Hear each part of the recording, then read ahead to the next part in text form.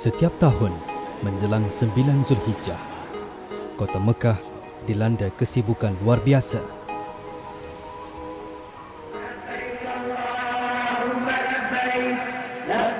Keadaan bertambah sesak apabila jemaah haji selesai melakukan wukuf di Arafah. Laluan kenderaan dibanjiri jutaan manusia. Maklum sajalah, ketika tu saya naik bas malam tu. Dan pukul 2, pukul 3 pagi baru kita balik lah. Orang ramai sangat kan. Tapi bas tu berjalan tu, orang jalan kaki lebih cepat pada bas berjalan. Terkesut-kesut. Lepas itu saya nak balik daripada Mina ke Mekah dah. Bas yang membawa saya tu memang tak boleh pusing dah. Banyak sangat kereta, bas dengan apa kereta ni. Berjalan kaki dari Mina ke Mekah. Namun di sebalik keadaan sesak dan tidak selesa, hati mereka terpaut pada keberkatan tanah suci serta merindui Baitullah. Dia dah pergi baru dia faham lah. Dia belum pergi dia you don't have the experience lah. Saya dengan orang rumah saya balik-balik saja memang kita teringat sana. Dalam masa sebulan dua tu memang teringat nak pergi lagi.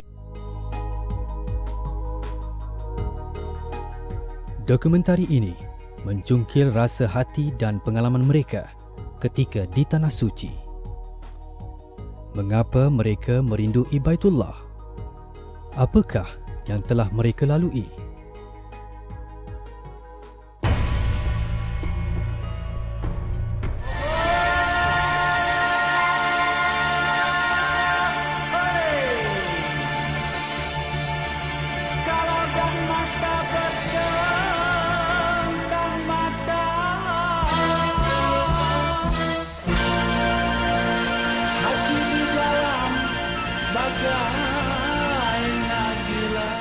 Bergelar Raja Gelik Malaysia, penghibur sepanjang zaman, Datuk Haji M. Daud Kilau mengecapi makna perjalanan hidupnya apabila dia menjadi tetamu Allah pada tahun 1992. Saya rasa pergi ke sana memanglah tak nak balik pun rasanya ada.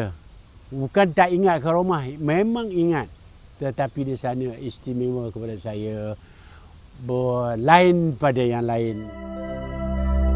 Keistimewaan yang dirasai oleh Datuk M. Daud Kilau menzahirkan keberkatan Tanah Suci Mekah. Keberkatan itu bertambah ketika berlangsungnya ibadah haji. Suasana berasak-asak sekitar Baitullah menjadi lumrah pada setiap musim haji. Namun kesesakan itu memberikan kelapangan jiwa buat seorang usahawan, Haji Syarin Lau Abdullah. Saya bila waktu di Tanah Suci itu kita otak kita lapang. Kita lain tak ada fikir nak semayang saja. Ketenangan jiwa Haji Syahrin walau berada dalam persekitaran yang sesak, contoh keberkatan Tanah Suci Mekah ketika musim haji. Haji Syahrin telah berkali-kali melakukan umrah sejak memeluk Islam pada tahun 1968. Tetapi pengalaman mengerjakan haji menimbulkan perasaan berbeza. Malah peluang mendirikan solat di hadapan kiblat umat Islam merangsang jiwa berserah diri kepada Yang Esa. Perasaan itulah yang dirasai oleh artis veteran Datuk Haji Aziz Sattar. Saya pergi ke Mekah. Bila nak pergi sembahyang, nampak Kaabah saja sudah rasa macam gairah lah. Saya turun saja, kebetulan ada orang Malaysia 3 orang lalu itu. Terus tegur saya, "Bang, bila sampai? Belum turun lagi."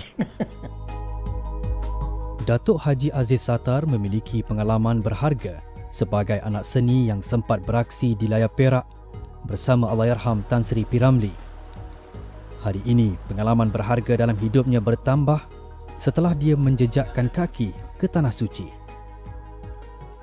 Kesempatan menunaikan haji pada tahun 1990 membekalkan kekuatan jiwa meneruskan karya seni dan sebagai seorang hamba Allah yang merendah diri. Kota Suci Mekah juga menerima kehadiran Haji Din bin Pandak sebagai tetamunya. Orang asli suku kaum Semai ini memeluk Islam pada tahun 1967. Dia menunaikan haji setelah bersara dari Jabatan Hal Ehwal Orang Asli. Keberkatan Tanah Suci menganugerahkan kelapangan minda kepadanya sepanjang melaksanakan rukun Islam kelima itu. Kita lupa segala-gala lah masalah kita di sini kan, bila kita pergi tu.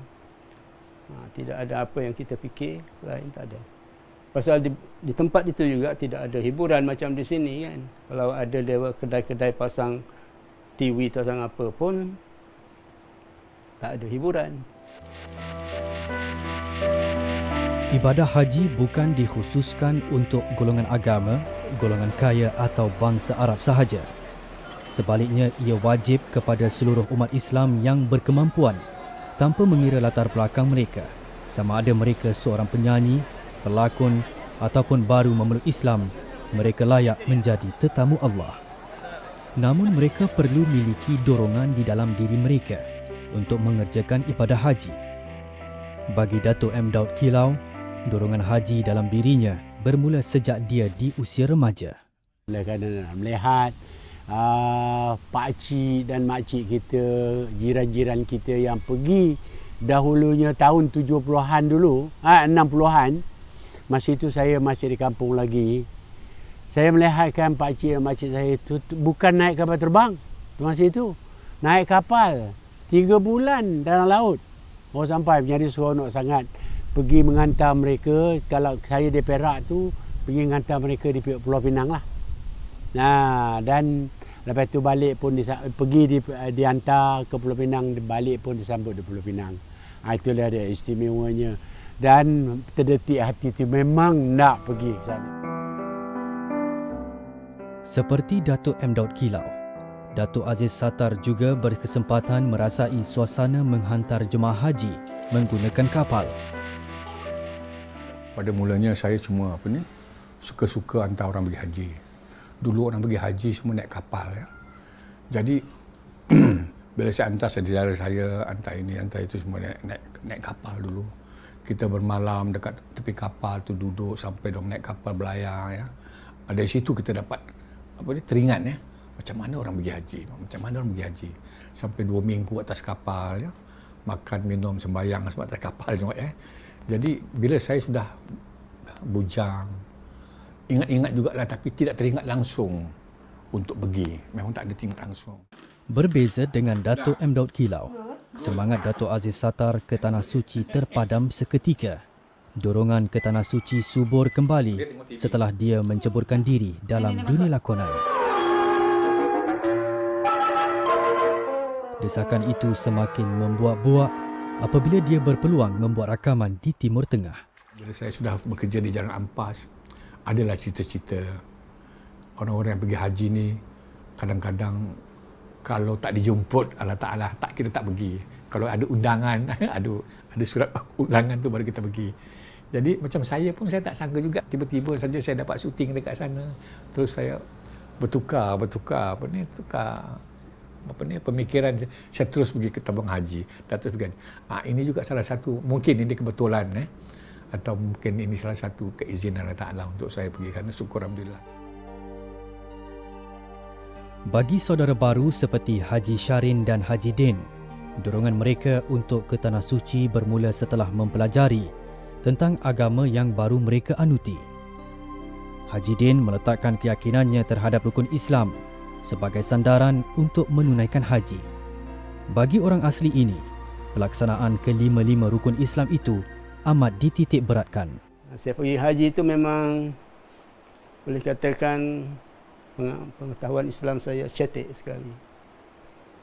Tapi oleh kerana saya mikirkan haji itu adalah salah satu rukun, saya mesti pergi. Sementara pemilik rangkaian restoran Cina Muslim ini pernah menolak tawaran haji pada awal pengislamannya kerana berasa kurang yakin. Beberapa tahun kemudian, dia bersedia ke Tanah Suci. Lepas itu dah lebih belajar, dalami semua, dah tergerak hati kan. Ada hidayah, saya pun nak pergilah. Itu yang register kat tabung haji, lebih kurang 4-5 tahun lah. Dapat kita pilih pergi di tahun 2003. Bila saya termasuk kat Masjid Nabawi itu. Bila saya termasuk, saya tak tahu itu Masjid Nabawi. Saya termasuk saya tengok ayat-ayat Quran keliling saya. Seolah-olah saya rasa, aku ni kat surga.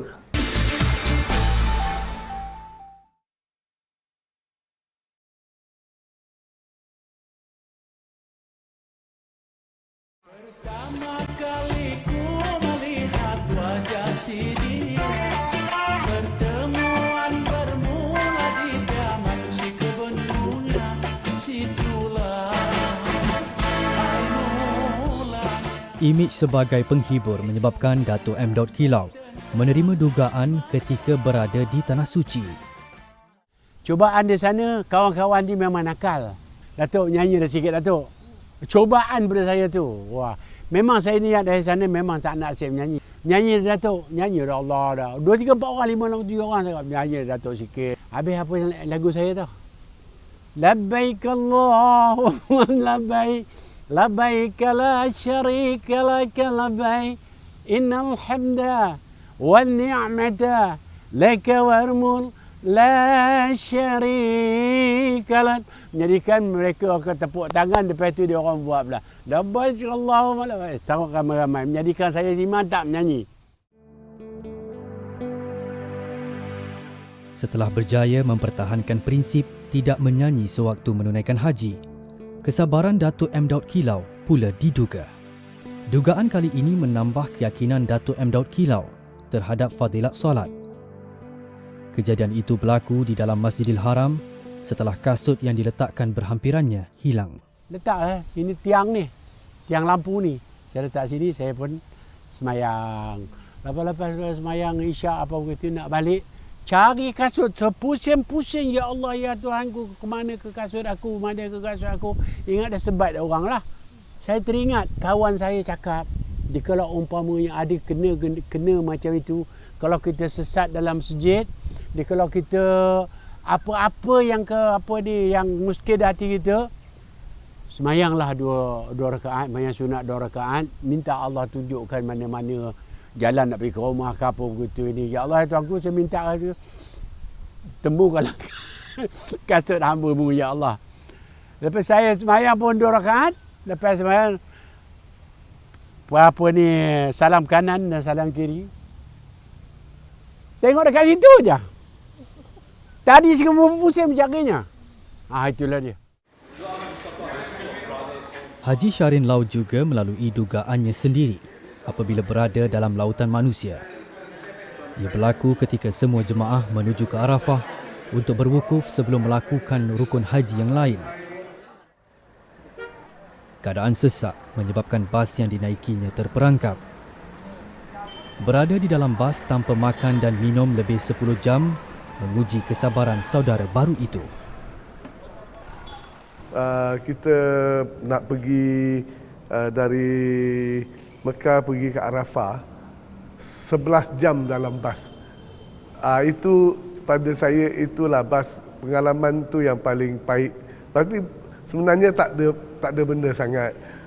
Antara 11 jam tu ada orang Arab bawa naik 2 bungkus nasi biryani ke nasi minyak bagi kita makan. Dah lah kita tak ada pinggan mangkuk. Semua tangan kiri jadi mangkuk, tangan kanan jadi makan. Itu pun kita rasa sedap nah. Selain Mekah, bandar suci umat Islam yang kedua, Madinah, turut menjadi medan ujian kepada jemaah haji. Lebih-lebih lagi jika mereka tersesat. Saya ambil haji dulu. Habis ambil haji baru saya pergi ke sembahyang 40 waktu. Saya dapat ambil 40 waktu dekat Madinah. Berjalan seorang diri dan kali pertama menunaikan haji menyebabkan Dato' Aziz tersesat di sekitar Masjid Nabawi. Bila saya sampai sana saya sesat. Saya pergi seorang. Bila saya sesat, saya termasuk kat Masjid Nabawi itu. Bila saya termasuk, saya tak tahu itu Masjid Nabawi. Saya termasuk saya tengok ayat-ayat Quran keliling saya. Seolah-olah saya rasa, aku ni kat surga. Saya nak cari rumah Malaysia saja ketika itu. Nak rapulkan diri yang saya ada kat situ lah. Jadi saya tengok, berlainan sungguh daripada yang saya ada kat luar. Seolah-olah saya rasa ni macam kita ada kat surga lah. Dengan ayat-ayat Quran yang cantik, dengan kapet-kapet yang begitu cantik sekali. Bila saya keluar kat pintu, saya ternampak bendera Malaysia yang begitu besar sekali. Saya bilang, ya Allah ya Tuhanku, Allah Ta'ala dah tunjukkan saya lah apa yang saya hendakkan. Tak ada orang lain yang tunjuk saya rumah Malaysia tu. Allah Ta'ala sendiri yang tunjukkan. Ini satu kebesaran Allah Ta'ala kepada kita lah. Perasaan lega pelakon terkenal tanah air itu tidak lama. Dia sekali lagi diuji dalam perjalanan menuju pejabat Malaysia di Madinah. Ada seorang hamba Allah orang Arab tengok saya. Dia tengok saya naik lift pun dia ikut. Dia tengok saya sampai ke pejabat Malaysia. Kerisauan Datuk Aziz makin bertambah. Ke mana saja dia pergi, lelaki asing itu tetap mengikurinya. Bila saya masuk ke pejabat kedutaan Malaysia dekat Arab Saudi tu, dekat ni Madinah, tiba-tiba saya tengok orang Arab tu mana dekat situ juga. Habis saya bercakap-cakap dengan orang-orang kita kat sana. Orang tu pun tanya, saya biasa tengok orang ni, dia bilang. Orang Arab tu bilang sama orang, biasa tengok, siapa? Dia orang kasih tahu lah yang saya gini, rupanya dia tengok bujang lapuk kat sana. Orang Arab ni tengok bujang lapuk.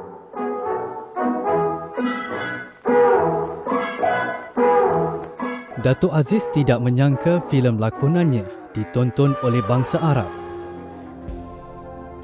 Di sebalik rasa cemas terselit kenangan manis buat dirinya ketika di Tanah Suci. Begitulah keberkatan musim haji. Setiap jemaah merasai dugaan atau pengalaman yang berbeza. Makkah dan Madinah meninggalkan kenangan manis buat Haji Din yang pertama kali berada di sana. Paling mana saya dapat menghadap Kaabah setiap hari. Kemudian saya pergi ke Madinah juga, saya dapat semayang dekat Raudah kan di sana. Jadi pihak Arab Saudi yang menjaga di situ memandangkan saya semayang sunat apa semua situ. Jadi yang menyeronokkan saya lah. Jadi saya dapat peluang yang agak baik lah. Itulah tempat yang kata saya nak mengenal manusia Islam yang berbagai-bagai bangsa. Yang kulit hitam pun ada, kulit putih pun ada. Yang jalan bergolek pun ada, yang alam mengengkang pun ada yang macam-macam.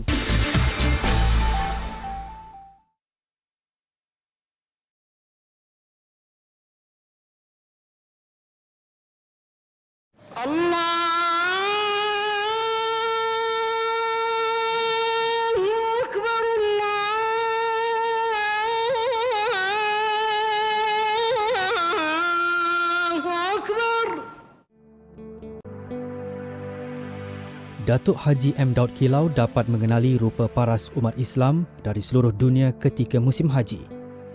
Apa yang dilihat menerusi media cetak dan elektronik amat berbeza sekali. Itulah tempat yang kata saya nak mengenal manusia Islam yang berbagai-bagai bangsa. Yang kulit hitam pun ada, kulit putih pun ada. Yang jalan bergolek pun ada, yang alam mengengkang pun ada yang macam-macam. Kepelbagaian rupa paras umat Islam meyakinkan lagi Datuk M. Daud Kilau, Islam sebagai agama sejagat. Keyakinan itu membuatkan hatinya berat untuk meninggalkan Baitullah. Untuk meninggalkan Kaabah tu, air mata kita memang dicurah-curah. Memang tak disuruh, tak ada apa, memang dia keluar sendiri saja. Sedihnya rasanya kalau umpama macam suami you nak tinggalkan you pun tak ada menangis macam tu rasanya. Itulah dia. Tapi kalau kita termasa meninggalkan Kaabah tu, Allahu Akbar. Sedihnya rasa, itulah dia. Itulah dia. Saya berdoa kepada Allah Taala, ya Allah Tuhanku panjangkan umurku, murah rezekiku. Di masa yang akan datang saya nak datang lagi berjumpa denganmu ya Allah di Kaabah ini. Gambaran umat Islam sebenar dengan kepelbagaian rupa paras di Arafah menjadi iktibar yang tidak akan luput dari ingatan Datuk Aziz Sattar. Dia pernah melakonkan atau mengarah watak kemanusiaan, tetapi berada di padang Arafah, dia melihat sendiri nilai kemanusiaan itu di depan matanya. Di situlah saya tengok macam-macam manusia yang ada kat situ. Orang-orang yang sakit semua dibawa ke situ. Orang-orang yang cacat semua macam-macam Allah Ta'ala tunjukkan kepada kita supaya kita insaf di atas kebesaran Allah Ta'ala. Di situlah segala-galanya memberi satu keinsapan kepada saya lah, supaya saya ingat dengan orang-orang lain lah. Alhamdulillah. Dia juga merasakan nilai kehambaan yang tidak membeza-bezakan darjat antara manusia di dalam Islam. Tidak ada satu perbezaan langsung antara manusia dan manusia, walaupun raja, besar ke tinggi, kaya ke miskin, semuanya sama belaka. Di situ dapat saya sedar bahawa Islam ni adalah satu agama yang begitu suci sekali. Tidak mengira darjat manusia itu sama. Islam juga tidak membezakan antara satu sama lain. Padang Arafah juga memberi makna mendalam kepada Haji Shahrin Lau. Ketika diasak oleh lautan manusia yang berhimpun serentak, fikirannya melayang mengingati insan paling hampir dalam sejarah hidupnya.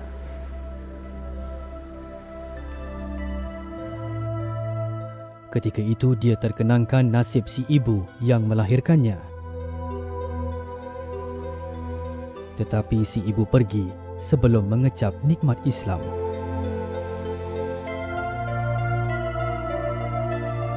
Antara Zuhur sampai Asar, itu saya memang teringat ibu saya sendiri, mak saya sendiri. Jadi waktu itu saya pun tak kerti apa nak doa. Saya hanya nangis dari mula sampai habis. Sampai kawan saya, dia satu bilik ni semua tanya, apa Haji nangis sangat? Saya pun tak tahu, saya kata, sebab saya ingatkan ibu saya. Sebab ibu saya bukan orang Islam. Tapi orangnya sebaik-baik manusia itu ibu saya. Saya tengah fikir ibu saya adakah dia peluang pergi kat syurga seperti kita orang Islam. Saya sebenarnya tak berapa pandai sangat agama. Jadi saya banyak ikut buku doa. Jadi saya selalu minta ialah saya kalau boleh jangan saya keluar dari Islam lagi. Saya nak sampai mati sebagai seorang Islam. That's all. Saya minta itu saja. Keyakinan Haji Din terhadap Islam semakin bertambah. Setelah dia dan isteri memeluk Islam, mereka beribadah mengikut panduan guru agama sahaja. Tetapi peluang melihat Kaabah sebagai kiblat umat Islam secara dekat mengukuhkan lagi ibadahnya. Masuk Masjidil Haram tu belah atas sajalah, tak turun ke dekat Kaabah kan. Lepas tu bila dah lama-lama saya beritahu isteri saya, kita dah sampai sekarang ke Masjidil Haram. Jadi kita harus pergi dekat Kaabah, pasal itulah kiblat kita. Jadi di tempat kita kalau kita sembahyang bukan itu, kita tak tahu di mana kiblat kan? Kita hanya berpandukan arah saja. Saya dengan orang rumah saya balik-balik saja memang kita teringat sana. Dalam masa sebulan dua tu memang teringat nak pergi lagi, apa jalan nak pergi lagi. Pengalaman serta rasa hati dua orang anak seni dan saudara baru ketika berada di kota Makkah dan Madinah, sebahagian daripada bingkisan tanah suci yang terakam tiap kali berlangsungnya musim haji.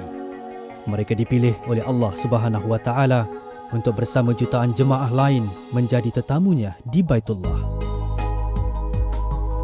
Tanpa mengira latar belakang tetamunya, Baitullah menjadi titik pertemuan mereka melihat kebesaran Islam. Pengalaman lebih 2 juta umat Islam di Baitullah turut dirakam oleh lensa seorang jurugambar yang ditugaskan membuat liputan haji.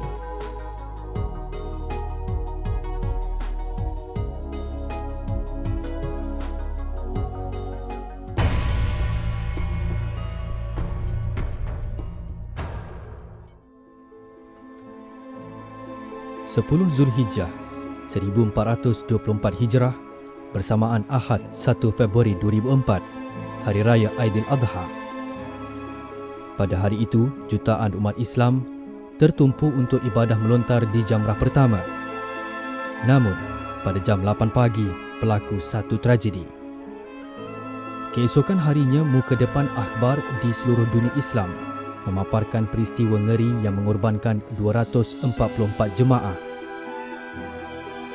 Antara yang berada di tempat kejadian ialah juru foto Saiful Bahari Asyari.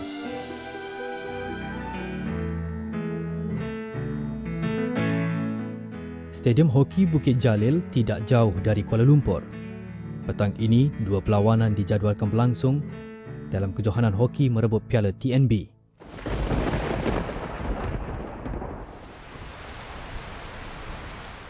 Bagaimanapun, takdir telah menentukan wisil mula tidak dapat ditiupkan tepat seperti dijadualkan kerana faktor cuaca. Tugas wartawan dan jurugambar akhbar serta stesen televisyen kini telah tertangguh hampir 2 jam. Haji Saiful Bahari Asyari yang bertugas sebagai jurufoto dengan kumpulan utusan telah tiba sejak jam 5 petang. Dalam kerjaya ini, penantian suatu yang lumrah.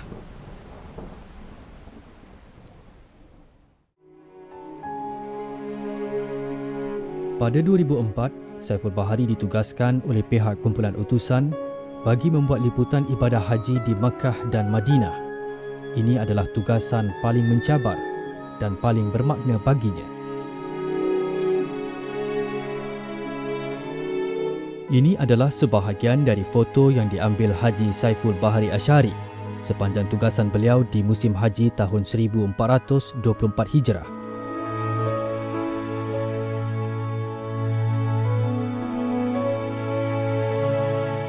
Jurufoto Saiful Bahari sentiasa terkenang detik awal menjejakkan kaki di tanah suci dan melihat sendiri Baitullah di depan matanya.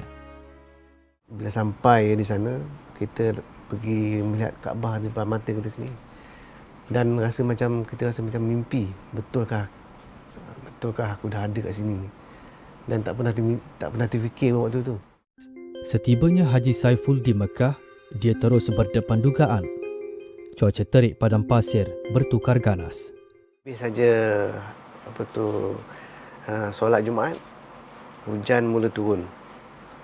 Dan saya kebetulan balik sembahyang Jumaat dan berada tak jauh daripada tempat penginapan. Saya sempat balik ke hotel. Dan bila masuk dalam hotel, hujan pun turun dengan lebat. Dan akhirnya jalan raya yang kita tengok tu, yang kita nampak ni, sungai ni, jalan raya tu jadi sungai dan mengalir dengan deras, dan ada yang jadi air terjun pun. Antara ragam manusia paling menarik dirakam Haji Saiful ialah melalui foto seorang anak kecil ini yang berniaga di kaki lima, mungkin untuk membantu keluarganya membeli sebuku roti. Dan cara dia berniaga, dia akan letak barang-barang yang dia nak niaga tu, sama ada tasbih dan juga barang-barang yang lain di dalam satu kain. Kalau majlis pembenaran tempatan datang, dia cuma lipat je ni dan dia lari. Yang ini dia sebenarnya dia berlaku secara spontan. Kemuncak musim haji, ada jemaah yang memencilkan diri untuk berdoa kepada Allah. Jemaah haji ni, dia bila dia wukuf di Arafah ni, dia ada yang duduk atas bukit.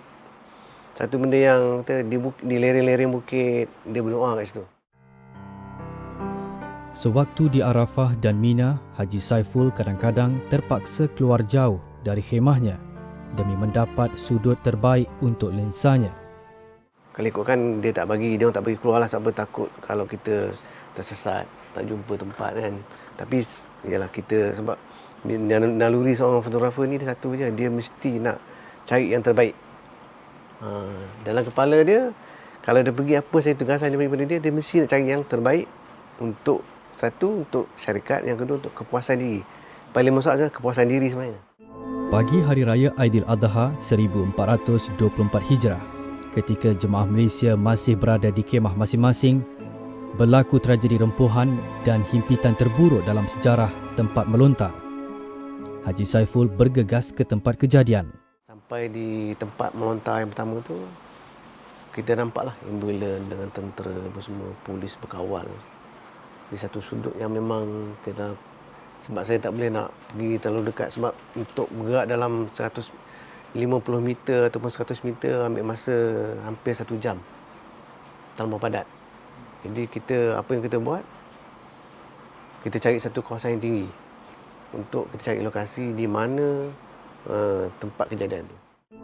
Gambar ini yang diambil Haji Saiful disunting untuk muka depan akhbar utusan Malaysia hari berikutnya. Masa tu saya guna kamera EOS 1D. Kamera yang terbaru lah tu. Berserta dengan tele 200 plus ada tele ni lah plus kita terpaksa times 2 untuk dapat gambar yang lebih dekat. Ketika itu, kamera digital baru memasuki pasaran. Selain persiapan fizikal, mental dan rohani, Haji Saiful turut perlu membuat persiapan rapi dari sudut teknikal sebelum tugasan di Tanah Suci. 2 body kamera berserta dengan tele lens dan juga times 2 dan juga kamera kecil. Tujuan dia kamera kecil ni kawasan-kawasan yang mana kita rasa agak sensitif dan tak boleh menggunakan kamera besar, kamera kecil tu kita akan gunakan. Sebab cabaran di Mekah ni dia bukan macam kita ada di tanah air kita sendiri. Kita boleh kendong kamera kat luar ambil gambar senang lenang. Sana cabaran dia cukup besar. Larangan yang tidak menentu dari penguatkuasa beruniform merupakan cabaran utama kepada Haji Saiful. Ada ketikanya terpaksa sembunyi kamera yang kecil untuk kita masuk ke dalam untuk ambil gambar. Dan ada ketikanya saya terpaksa menunggu sewaktu polis ini sedang leka ber-SMS. Waktu itulah saya ambil gambar. Secara peribadi, antara gambar yang paling bermakna baginya ialah gambar yang diambilnya di Gua Hira, tempat Rasulullah sallallahu alaihi wasallam pertama kali menerima wahyu. Pendakian memakan masa sejam. Bila saya panjat bukit itu, betapa Rasulullah yang sering kali ke tempat tu. Kalau saya yang sekali pergi, memang kalau ikut waktu umur saya yang masa tu muda lagi, saya ingat kalau saya sendiri macam mana dia Rasulullah yang umur 40 lebih naik turun. Sekeping lagi gambar yang cukup membawa erti bagi Haji Saiful. Jemaah ini merupakan yang tertua dari Malaysia pada tahun 2004. Mengikut rekod maktab yang tempat dia tinggal ni, sekali pun dia tak pernah pergi klinik. Jadi tersentuh hati saya macam mana orang yang umur 97 jauh umur dengan saya tak sakit, saya pergi sana sakit. Namun, jemaah paling tua pada 2004 berasal dari India. Tugasan haji banyak meninggalkan kenangan manis bagi Saiful. Penyembelih binatang korban ini cukup menyenangi kehadiran Saiful untuk mengambil gambar mereka. Ada yang bagi kerjasama pula tu, siap posing dengan kita, siap suruh ambil gambar dia banyak-banyak lagi. So itulah macam saya kata tadi, mana saya rasa macam bila kita rasa, mungkin kita rasa dia ni kan mesti marah dia. Dia tak marah. Dia malah dia suruh kita ambil lagi sebelah sini pula. Apa itu dia suruh ambil gambar kawan dia pula. So kita rasa macam dia macam kawan kat situ. Biarpun pada awalnya tergendala, tugasan malam ini telah selesai bagi Haji Saiful Bahari Asyari. Ibadat haji telah banyak mengajarnya tentang hidup.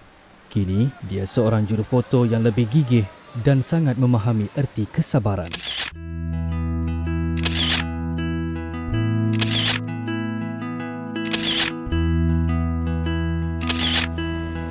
Musim Haji 2004 telah lama berlalu. Apa yang diabadikan Haji Saiful melalui lensanya kini tinggal sejarah. Ada jemaah serta petugas haji yang telah pergi mendalui kita. Orang kata sabar tu mudah, tapi sebenarnya bila kita berada di sana, itulah yang sabar itulah sebenarnya yang menguji kita sebenarnya. Macam saya, kalau saya tak sabar, saya tak akan dapat gambar yang semana yang saya nak. Kalau saya tak sabar, saya tak akan dapat untuk mengerjakan haji. Kalau saya tak sabar, saya tak dapat apa yang sepatutnya saya hantar bahan berita balik ke Malaysia. Dugaan dan cabaran dia memang tinggi. Bentuk muka bumi Tanah Suci juga turut berubah. Makkah dan Madinah kini tidak lagi seperti yang dirakam Haji Saiful Bahari Asyari hampir 10 tahun lalu.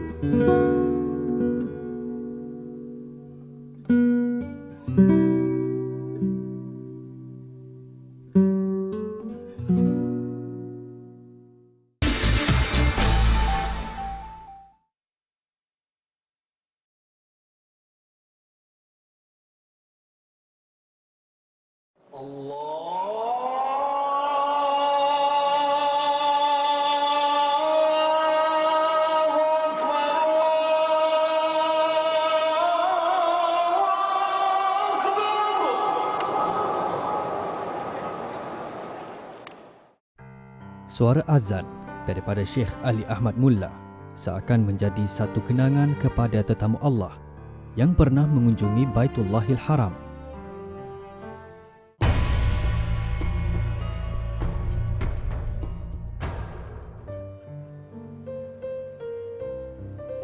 Di Malaysia, Profesor Dr. Ismawi Zain antara tetamu Allah yang telah mengunjungi Baitullah pada tahun 1995.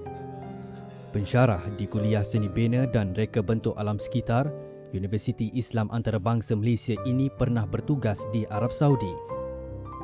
Ketika itu, Dr. Ismawi dilantik sebagai pensyarah jemputan di Universiti King Abdul Aziz Jeddah. Berkongsi pengalamannya ketika bekerja di sana, Dr. Ismawi mengambil peluang bagi mengkaji ilmu perancangan bandar dan seni bina Islam di Universiti King Abdul Aziz. Antara struktur utama yang termasuk dalam kajian seni binanya adalah bangunan Masjidil Haram di Mekah. Lebih kurang 70 km perjalanan dari Jeddah ke Mekah, Dr. Ismawi mengunjungi Masjidil Haram hampir setiap minggu.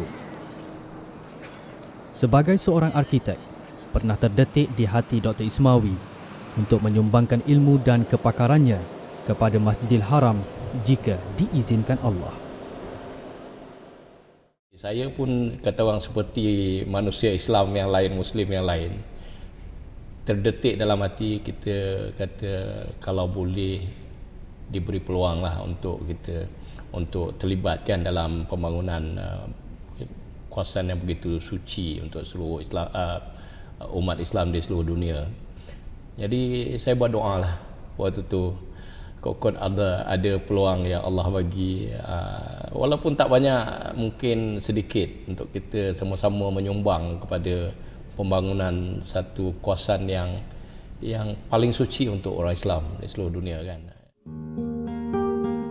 Pada tahun 1997, Dr. Ismawi pulang ke tanah air bagi meneruskan tugasnya sebagai pensyarah di Universiti Teknologi Malaysia dan Universiti Islam Antarabangsa Malaysia. Beliau terlibat dalam perancangan lanskap, antaranya Jalan Tuanku Abdul Rahman di Kuala Lumpur dan pembangunan kampus Universiti Islam Antarabangsa di Kuantan. Pada 28 Oktober 2008, selepas lebih 2 dekad meninggalkan kota Mekah, Dr. Ismawi mendapat panggilan telefon daripada Kerajaan Arab Saudi. Beliau ditawarkan sebagai panel arkitek pembesaran Masjidil Haram. Alhamdulillah, kata orang doa yang kita buat dalam tahun 1985-86 tu tiba-tiba kata orang menjadi pada tahun 2008 kan. Jadi Allah tu dia ada perancangan dia tersendiri, kita tak tahu bila dia berlaku. Dan bila dia sampai tu kita cuma kata orang boleh bersyukur lah apa yang diberikan. Jadi memang doa di depan Kaabah ni insya-Allah lah satu yang mustajab lah kan. Tugas itu bukan sahaja menjadi titik perubahan dalam kehidupan seorang arkitek tempatan ini, malah ia tanggungjawab kepada Allah Subhanahu Wa Taala dan umat Islam seluruhnya. Antara 1.5 bilion umat Islam di dunia, beliau bertanggungjawab bagi pembesaran kawasan Masjidil Haram. Paling membanggakan, beliau adalah arkitek tempatan pertama dan satu-satunya wakil Asia yang terpilih memikul amanah besar ini. Dr. Ismawi diberi tanggungjawab bagi menyediakan dokumen berhubung keprihatinan, permasalahan, peluang dan paradigma baru dalam perancangan dan reka bentuk Masjidil Haram. Seperti Menara Abraj Al-Bait ini, ia adalah bangunan yang tertinggi di Arab Saudi dan antara bangunan yang tertinggi di dunia. Bangunan yang menempatkan hotel dan pusat perniagaan ini mampu menampung jumlah jemaah haji sehingga 65,000 orang. Jam yang terletak di puncak Menara Abraj Al-Bait ini mula berdetik pada 12 Ogos 2010 yang lalu. Inilah satu daripada inisiatif Kerajaan Arab Saudi dalam meneruskan usaha ke arah pemodenan umat Islam seluruh dunia. Sebagaimana Menara Jam, Masjidil Haram mempunyai matlamat pembangunan yang amat jelas daripada hati pemerintah dua tanah suci kepada umat Islam seluruh dunia. Sebenarnya dari segi objektif dia satu perkara yang sangat mudah sebenarnya, sebab kerajaan Arab Saudi ni dia punya di bawah raja yang sekarang, Raja Abdullah ni, dia bermula daripada niat dia untuk menterjemahkan tugas dia sebagai khadam dua tanah suci ni. Dia nak supaya dia memudahkan ibadah haji dan umrah kepada semua umat Islam di seluruh dunia. Di bawah kepimpinan Raja Abdullah, Masjidil Haram telah mengalami peluasan dan pembesaran untuk kali yang ketiga. Ia selari dengan perubahan imej baru dunia Islam dan keperluan semasa kepada umat Islam itu sendiri. Menurut pihak Kerajaan Arab Saudi, ketika ini jumlah jemaah haji telah mencapai 3.5 juta orang dan pada masa akan datang, ia semakin bertambah. Dijangkakan dalam masa 5 tahun lagi, jemaah haji di Mekah akan bertambah kepada 8 hingga 10 juta orang. Pertambahan ini pastinya memerlukan ruang yang luas dan pengurusan yang lebih sistematik. Ketika ini Masjidil Haram hanya mampu memuatkan 350,000 orang pada satu-satu masa, sedangkan nisbah jumlah umat Islam akan bertambah lebih 10 kali ganda. Perluasan Masjidil Haram secara tidak langsung menyebabkan penutupan Telaga Air Zamzam pada tahun 2003.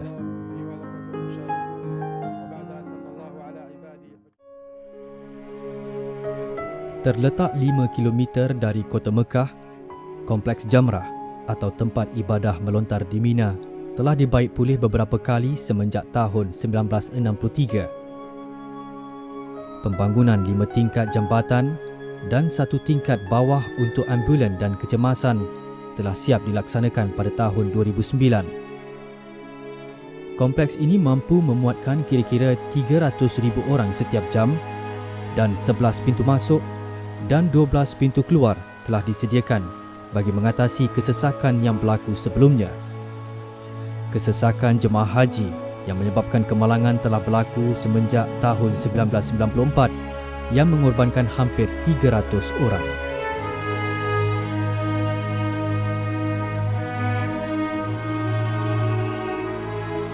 Berikutan daripada tragedi yang mengorbankan ramai jemaah haji, Kerajaan Arab Saudi menaik taraf jambatan Jamarat bermula tahun 2004.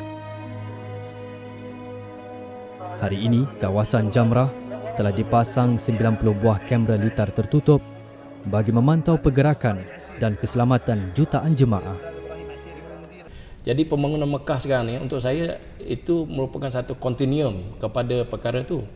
Jadi apa yang berlaku di Mekah ni kita boleh anggap sebagai satu contoh kepada dunia Islam. Jadi kalau pembangunan di Mekah ni pesat, maksudnya dia mencerminkan kepesatan pembangunan di seluruh dunia Islam. Menjelang tahun 2020, Bandar Dua Tanah Suci dan Masjidil Haram sendiri bakal menjadi mercutanda baru seni bina Islam di dunia.